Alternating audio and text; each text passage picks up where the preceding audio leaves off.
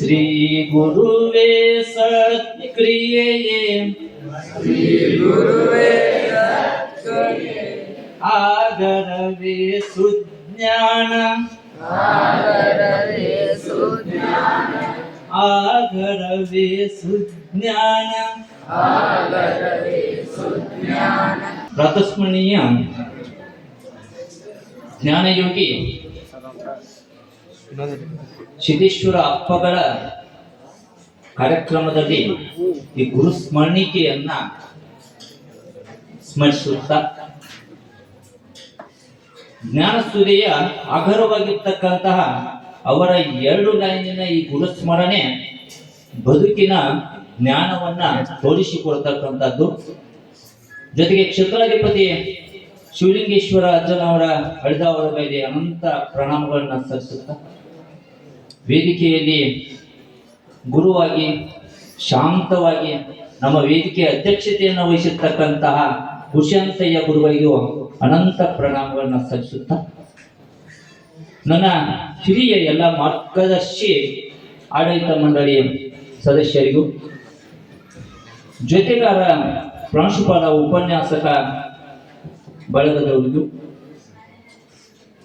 ಕಾಲಕ್ಕೆ ನನಗೂ ಒಂದಿಷ್ಟು ತಿದ್ಕೊಳ್ಳಿಕ್ಕೆ ಅವಕಾಶ ಕೊಟ್ಟಂತ ತಮಗೆಲ್ಲರಿಗೂ ಈ ಬೆಳಗಿನ ಮುಂಜಾನೆಯ ಶುಭವಂದನೆಗಳನ್ನ ಸಲ್ಲಿಸುತ್ತಾ ಇವತ್ತು ನಿಮ್ಗೆಲ್ಲರಿಗೂ ಗೊತ್ತಿರ್ತಕ್ಕಂಥ ಕಾರ್ಯಕ್ರಮ ದ್ವಿತೀಯ ವಿದ್ಯಾರ್ಥಿಗಳ ಸಾಧನೆಗಾಗಿ ಅಣಿಯಾಗ್ತಕ್ಕಂತಹ ಕಾರ್ಯಕ್ರಮ. ದ್ವಿತೀಯ ವಿದ್ಯಾರ್ಥಿಗಳು ಬೀಳ್ಕೊಡೋದು ಅಂದ್ರೆ ಕಾಲೇಜಿನ ಜ್ಞಾನವನ್ನ ಜಗತ್ತಿಗೆ ಧಾರೆ ಎರೆಯುವುದು ಅಂತ ಅರ್ಥ ನನ್ನ ಪ್ರಕಾರ. ನೀವೆಲ್ಲ ಸುಮ್ಮನೆ ಅಳ್ಕೊಳಕತ್ತೇವೆ, ಅದು ಅಳ್ಕೊಳ್ಳೋದ ಬಿಟ್ಟು ಹೊಂಟಿಲ್ಲ. ನಾವು ಜ್ಞಾನವನ್ನ ಸಂಗ್ರಹಿಸಿದೀವಿ ಅದನ್ನ ನಾವು ಅಷ್ಟೇ ಸಹನೆಯಿಂದ ಜಗತ್ತಿಗೆ ಪ್ರದರ್ಶನ ಮಾಡಬೇಕಾಗಿದೆ. ಚಿದಾನಂದ ದೂತರು 2 ಗ್ರಂಥ ಬರೆದ್ರು. ಒಂದು ಜ್ಞಾನಸಿಂಧು, ಇನ್ನೊಂದು ದೇವಿ ಮಹಾತ್ಮೆ. ಆ ದೇವಿ ಮಹಾತ್ಮೆಯಲ್ಲಿ ಹೇಳ್ತಾರೆ, ಜ್ಞಾನಸಿಂಧು ಸನ್ಯಾಸಿಗಳ ಸಾಧಕರಿಗೆ, ದೇವಿ ಮಹಾತ್ಮೆ ಪ್ರಾಪಂಚಿಕರಿಗೆ. ವಿರತಿ ಬಲಿಯಲ್ಲಿ ಬೇಕು, ಜನಗಳ ಪರಿಚಯವಿರಬೇಕು, ಮಾತಿನ ಹರಿಯ ಬಿಟ್ಟಿರಬೇಕು, ಬಹು ಏಕಾಂತವಿರಬೇಕು. ವಿದ್ಯಾರ್ಥಿ ಬದುಕು ಮತ್ತು ಜೀವನ ಹೆಂಗಿರ್ಬೇಕಂದ್ರೆ ವಿರತಿ ಬಲಿಯಲ್ಲಿ ಬೇಕು. ಸನ್ಯಾಸತ್ವದ ಎಲ್ಲ ತತ್ವಗಳನ್ನ ನಾವು ಬಲಿಸಿಕೊಂಡಿರ್ಬೇಕು, ಸಾಧನೆಯನ್ನ ಮಾಡಿಕೊಂಡಿರ್ಬೇಕು. ಅವಾಗ ಮಾತ್ರ ವಿದ್ಯಾರ್ಥಿ ಒಬ್ಬ ಜ್ಞಾನಿ ಆಗಲಿಕ್ಕೆ ಸಾಧ್ಯ ಆಗುತ್ತೆ. ವಿರತಿ ಬಲಿಯಲ್ಲಿ ಬೇಕು, ಜನಗಳ ಪರಿಚಯದಿಂದಿರಬೇಕು. ನಮ್ಮ ಸಾಧನೆಯಲ್ಲಿ ಮತ್ತೊಬ್ಬರ ಡಿಸ್ಟರ್ಬ್ ಆಗದಂಗ ಜನರನ್ನ ನಾವು ಪ್ರೀತಿಯಿಂದ ಕಾಣ್ತಕ್ಕಂತ ಮನಸ್ಸಿರ್ಬೇಕೆ ಹೊರತು ಕೇವಲ ಮಾತುಕತೆಗೆ ಅವ್ರು ಸೀಮಿತ ಆಗಬಾರ್ದು. ಅಂದ್ರೆ ನಾವು ಸಾಧಕಲೆ ಆಗಲಿಕ್ಕೆ ಸಾಧ್ಯ ಆಗುತ್ತೆ. ಮಾತಿನ ಹರಿಯ ಬಿಟ್ಟಿರಬೇಕು. ಮಾತು ಒಡೆದ್ರೆ ಹೋಯ್ತು, ಮಾತು ಆಡಿದ್ರೆ ಹೋಯ್ತು, ಹಾಗಿದೆ ಮಾತು ಅಂದ್ರೆ. ಮಾತಾಡಿತಂದ್ರೆ ಅದು ಒಡಿತು ಅಥವಾ ಆಡಿತು ಅಂತಕ್ಕಂಥ ವ್ಯತ್ಯಾಸ ನಿಮಗೆ ಹೆಂಗ್ ಗೊತ್ತಾಯ್ತಲ್ಲ, ಆ ವ್ಯತ್ಯಾಸನೇ ನಮ್ಮ ಬದುಕನ್ನ ಸೃಷ್ಟಿ ಮಾಡುತ್ತೆ. ನಾವು ಮಾತಾಡೋದಕ್ಕಿಂತ ಮುಂಚೆ ಒಂದು ಕ್ಷಣ ವಿಚಾರ ಮಾಡಬೇಕು. ನಾವು ಬರೀಬೇಕಿಂತ ಮುಂಚೆ, ಪರೀಕ್ಷೆಯನ್ನ ಬರೀಕ್ಕಿಂತ ಮುಂಚೆ ಒಂದು ಕ್ಷಣ ವಿಚಾರ ಮಾಡಬೇಕು. ಏನಂತ, ನಾನು ಸರಿಯಾಗಿ ಮಾತಾಡ್ತಾ ಇದ್ದೇನೋ ಇಲ್ಲೋ, ನಾನು ಸರಿಯಾಗಿ ಬರೀತಾ ಇದ್ದೇನೋ ಇಲ್ಲೋ. ಆವಾಗ ನನಗೆ ಸ್ಕೋರಿಂಗು ಬಾಧಕ ಆಗಂಗಿಲ್ಲ, ಟಾಪ್ ಅಪ್ ಲಿಸ್ಟಿಗೂ ಬಾಧಕ ಆಗಂಗಿಲ್ಲ, ಫೇಲ್ಯೂರ್ ಲಿಸ್ಟೇ ನಮ್ಮ ಹತ್ರ ಇರಲ್ಲ. ನೋಡಿ ಯಾರು ಫೇಲ್ ಹಾಕೊಂಡ್ರಿ, ಫೇಲ್ಯೂರ್ ಲಿಸ್ಟೇ ನಮ್ಮ ಹತ್ರ ಇಲ್ಲ. ಡಿಪಾರ್ಟ್ಮೆಂಟ್ ನಮ್ಗೆ ಕೊಡ್ತಾ ಇರೋದು ಅದನ್ನೇ. ಫೇಲ್ಯೂರ್ ಆಗ್ತೀರಿ ಅಂತ ಯಾರಾದ್ರೂ ಹೇಳಿದಾರ ಇಲ್ಲಿವರೆಗೆ? ಪುನಶ್ಚೇತನ ಕಾರ್ಯಾಗಾರ DDP ತಗೊಂಡ್ರು, ಯಾರಾದ್ರೂ ಫೇಲ್ಯೂರ್ ಭಯ ಹುಟ್ಟಿಸಿ ಕಳಿಸಿದ್ರ? ನೀವು ಸ್ಕೋರಿಂಗ್ ಮಾಡುವಂತ ಅವಕಾಶ ಈ ವರ್ಷದ್ದು. ಹಾಗಾಗಿ ಅಂತಹ ಸಾಧನೆ ನಿಮ್ಮ ಘಟ್ಟದಲ್ಲಿ ಬಂದಿದೆ. ಇಲ್ಲ ಸರ್, ನಮ್ಮ ಕಡೆ ಅಷ್ಟೆಲ್ಲ ಸಹನ ಇಲ್ಲ ಅಂದ್ ಏನಾದ್ರೂ ಅಬ್ಜೆಕ್ಷನ್ ಯಾರಾದ್ರೂ ಇದ್ರೆ ಮುಂಜಾನೆ 6 ಗಂಟೆಗೆ ಮನೆ ಬಿಟ್ಟಿರಿ, 8 ಗಂಟೆಗೆ ಬಂದಿದ್ರಿ, 12:15 ದಾಟ್ತು, ಇನ್ನೂ ಆದ್ರೂ ನಿಮ್ಮ ಹೊಟ್ಟೆ ಹಸು ಐತಿ, ಕಣ್ಣಗಳು ಐತಿ, ಭಾವನೆಗಳ ಉತ್ಸವಗಳಲ್ಲಿ ನೀವು ತೇಲಾಡ್ತಾ ಇದ್ದೀರಿ. ಸಹನೆ ಯಾಕಿರ್ತೀರಿ? ಇಷ್ಟೆಲ್ಲ ಸಹನೆ ಇದ್ದವರು ಮುಂಜಾನೆ 6ರಿಂದ ಇಲ್ಲಿ ತನ ಹಸು ತಡ್ಕೊಂಡು ಅವ್ರಿಗೆ ರಿಸಲ್ಟ್ ಮಾಡೋದೇನು ದೊಡ್ಡದು, ಟಾಪಪ್ ಆಗುದೇನು ದೊಡ್ಡದು, ಸರ್ ಹೇಳಿದಂಗೆ ಅಡ್ಮಿಷನ್ ತರುವುದೇನು ದೊಡ್ಡದು, ಯಾವುದು ದೊಡ್ಡದಲ್ಲ. ಜಗತ್ತಿನಲ್ಲಿ ನಾನು ಅಂತಕ್ಕಂಥ ಅಹಂಭಾವನ ನಾನು ಬಿಟ್ರೆ ನನ್ನಷ್ಟು ಶ್ರೇಷ್ಠ ಮತ್ತು ನನ್ನಷ್ಟು ದೊಡ್ಡ ಜಗತ್ತಿನಾಗ ಯಾರು ಇಲ್ಲ. ಮೊನ್ನೆ ಮನುಷ್ಯ ನನ್ನ ಫೋನ್ ಹಚ್ಚಿ ಸಿಕ್ಕಾಪಟ್ಟಿ ಬೈದ, ಯಾಕೆ ಬೇಕೊಳಕತ್ತಿದೀವಪ್ಪ, ಸಮಾಧಾನ ತಗೊಳ್ಳ ತಾನೆ. ಆ ಸಹನೆ ಏನತ್ತ ಮುಂದಾಗೂ ಅನಾಹುತ ತಪ್ಪಿಸ್ತು. ನಾನು ಸಿಟ್ಟಿದ್ದಾಗ ಒಂದಿಬ್ಬರಿಗೆ ಹೇಳ್ಬಿಟ್ನಂದ್ರ ಹೊಳೆ ಮನ ಫೋನ್ ಹಚ್ಚಾಕತ್ತಾರೆ, ನನಗೆ ಕೇಳಿಲ್ಲ, ನನಗೆ ಕೇಳಿಲ್ಲ. ಸಿಟ್ಟಿದ್ದಾಗ ಒಂದಿಬ್ಬರಿಗೆ ಹೇಳ್ಬಿಟ್ರೆ ಏನಾಕಿತ್ತು ಬಾಳ ಆದ್ರೆ ಅವನೊಂದೆರಡು ಬಡಿತಿದ್ರು, ಸಮಯ ಸಿಕ್ಕಾಗ ಇವೊಂದೆರಡು ಬಡಿತಿದ್ದ. ಅದಕ್ಕಿಂತ ಬ್ಯಾರೆ ಏನಾಗೋದೈತಿ?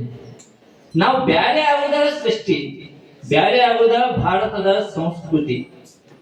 ಹಂಗಾಗಿ ನಾವು ವಿರತಿ ಬಲಿಯಲ್ಲಿ ಬೇಕು, ಜನಗಳ ಒಳ್ಳೆ ನಡು ಇದ್ದು ಜನಗಳ ಪರಿಚಯಲಿದ್ದಂಗೆ ಇರಬೇಕು.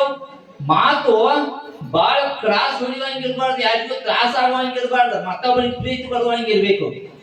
ನೀವೆಲ್ಲ ಒಳಗೆ ಇಟ್ಕೊಳ್ಳಿ, ಅದನ್ನ ಬೆಂಕಿ ಒಳಗೆ ಉರಿ ತಿನ್ನಬೇಕು, ಜಗ್ಗು ತಿನ್ನಬೇಕು ಅದು ಬೆಂಕಿ. ಆದ್ರ ನಮ್ಮಲ್ಲಿ ಹೊರಗು ಬರ್ತಕ್ಕಂತ ಶಬ್ದಗಳು ಏನಾಗಿರ್ಬೇಕು? ಸಾಧಕನ ಒಂದು ಪ್ರತಿಬಿಂಬ ಆಗಿರ್ಬೇಕು. ಅವೆಲ್ಲವನ್ನ ಈ ವರ್ಷ ನಾನು ಕಂಡ್ಕೊಂಡಿದ್ದೀನಿ. ಬಾಳ ಮಂದಿನ ಆ ತರ ಮಾತಾಡ್ಸಿ ನೋಡಿದ್ದೀನಿ. ಲಾಸ್ಟ್ ಒಂದು ಸೆಕೆಂಡ್ ಹೇಳಿದಾಗ ಬಿಡು ತಗೊಂಡು ಹಿಂಗೆ ಕಂದ್ರಿ ಸರ್ ಅಂತೇಳಿ ಎಲ್ಲರೂ ಬೇರೆ, ಯಾರು ನೀವೊಂದು ಬೇರೆ ಏನಿಲ್ಲ ಅಂತ ನಾನು ಸ್ಪಷ್ಟವಾಗಿ ಬಾಸಲ್ಲಿ ಹೇಳ್ಕೊತಾ ಬಂದೇನಿ. ಈ ಸಲ ನಿಮಗ ರಿಸಲ್ಟ್ ಒಳಗ ಯಾವುದು ಹಿನ್ನಡೆ ಇಲ್ಲ. ಯಾಕಂದ್ರೆ single print, single question paper ಇವನ ಹೋದ್ರಿ ಈ ಪಾಸಿಂಗ್ ಪ್ಯಾಕೇಜ್ ಎಲ್ಲಾರು ಹೇಳ್ಯಾರ. ಅದನ್ನ ಒಳ್ಳೆ ಒಳ್ಳೆ ಹೇಳೋಕ್ಕಿಂತ ನೀವು ಹೆಚ್ಚು ಎಫರ್ಟ್ ಹಾಕ್ಬೇಕಾಗಿದೆ. ಹಾಗಾಗಿ ಇಲ್ಲಿ ಬೀಳ್ಕೊಡು ಸಮಾರಂಭ ಅನ್ನೋದು ಇಡೀ ನಮ್ಮ 2 ವರ್ಷದ ಕಲಿಕಾ ಅನುಭವದ ಪ್ರದರ್ಶನ. ಕಲಿಕೆ ಅಂತಕ್ಕಂಥದ್ದು ನಾವು ಇನ್ನೊಂದು ವಿಚಾರಕ್ಕೆ ಬಂದ್ಬಿಡುವಾಗ ನಾವು ಯಾರು ಏನ್ ಕೊಟ್ಟಿದೀವು ಅಂತೇಳಿ ಒಂದಿಷ್ಟು ಸ್ಮರಣ ಮಾಡ್ಕೋಬೇಕು.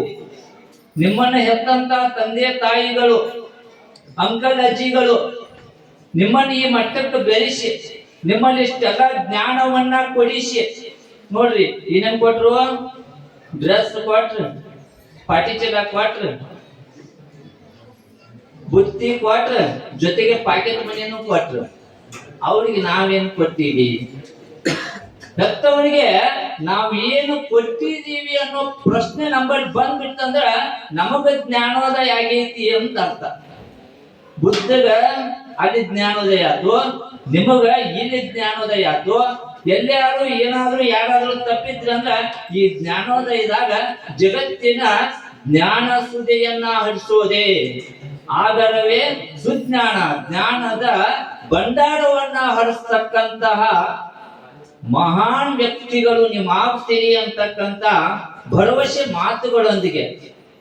ಇನ್ನು ಗುರುಗಳದು ಮಾತಾಡೋರು ಬಹಳ ಮಾತಾಡೋದ್ರ ಆಗ್ತಿಲ್ಲ. ಮಾತುಗಳನ್ನ ಅಡಗಿಸ್ಕೊಂಡ್ ಬಿಟ್ಟು ಯಾವ್ದೇ ತಪ್ಪಾಗಿತ್ತು ಅದನ್ನೆಲ್ಲ ಕಸದ ಡೆಬ್ಬ್ಯಾಗ ಹೋಗುದು. ಅವಾಗ ಪರೀಕ್ಷೆ ತೆಗೆದು ಹೋದಂಗ ಹಂಗ ಕಸದ ಡೆಬ್ಬ್ಯಾಗ ನೀವ ತೆಗೆದು ಹೋಗುದು. ನಿಮ್ಮಲ್ಲಿ ಏನೇನು ಚಲೋ ಅಂತ ನಿಮಗ್ ಅನಿಸ್ಯಾವಲ್ಲ, ಮತ್ತೊಬ್ಬರು ಮಾತು ಕೇಳ್ದ ಅವುಗಳನ್ನ ಡಾಟಾ ಆಫ್ ಕಲೆಕ್ಷನ್ ಅಂತೇಳಿ ಹಿಡ್ಕೊಂಡು ನಾನು ಎಲ್ಲರಿಗಿಂತ ಡಿಫ್ರೆಂಟು, ನಾನು ಎಲ್ಲರಿಗಿಂತ ಶಾನೆ, ನಾನು ಏನೋ ಮಾಡಿ ತೋರಿಸ್ತೀನಿ ಅಂತೇಳಿ ಅಬ್ದುಲ್ ಕಲಾಂ ನಂಗ ಯಾರವರು? ಅಬ್ದುಲ್ ಕಲಾಂ APJ ಅವರು ಸಾಮಾನ್ಯ ಹುಡುಗನಾಗಿದ್ದಾಗ ಹಕ್ಕಿಯಂತೆ ಹಾರಾಡ್ತನಕ್ಕಂತ ಕನಸು ಕಂಡವ ಮುಂದೆ ಒಂದು ದಿನ ವಿಜ್ಞಾನಿಯಾಗಿ ರಾಜಕಾರಣದಲ್ಲಿ ಕಪ್ಪು ಚುಕ್ಕೆ ಇಲ್ಲದೆ ದೇಶವನ್ನ ಜಗತ್ತಿಗೆ ಪರಿಚಯಿಸಿದಂತ ಮಹಾನ್ ವ್ಯಕ್ತಿ. ಅಂತವ್ರು ಅಕ್ಕಿವಿ ಅಂತ ಅನ್ಕೊಂಡು ಇವತ್ತು ನಿರ್ಧಾರ ಮಾಡಿ ಮತ್ತೆ ಕಾಲೇಜಿಗೆ ನಾ ಏನಾದರೂ ಕೊಡುಗೆ ಕೊಡಬೇಕು, ನನ್ನ ಹೆತ್ತವರಿಗೆ ಏನಾದರೂ ಕೊಡುಗೆ ಕೊಡಬೇಕು ಅಂತ ಅನ್ಕೋದಾದ್ರೆ ಉತ್ತಮ ಫಲಿತಾಂಶ, ಉತ್ತಮ ಬದುಕು, ಎಲ್ಲರೂ ಉನ್ನತ ಹುದ್ದೆಗಳನ್ನ ಅಲಂಕರಿಸಿ ಪ್ರಾಮಾಣಿಕವಾಗಿ ಬದುಕನ್ನ ಸಾಧಿಸಿ ತೋರಿಸಿದ್ರೆ ನೀವು ಸಂಸ್ಥೆಗೆ, ಶಿಕ್ಷಕರಿಗೆ, ಹೆತ್ತವರಿಗೆ, ಗುರುಗಳಿಗೆ ಕೊಡ್ತಕ್ಕಂತ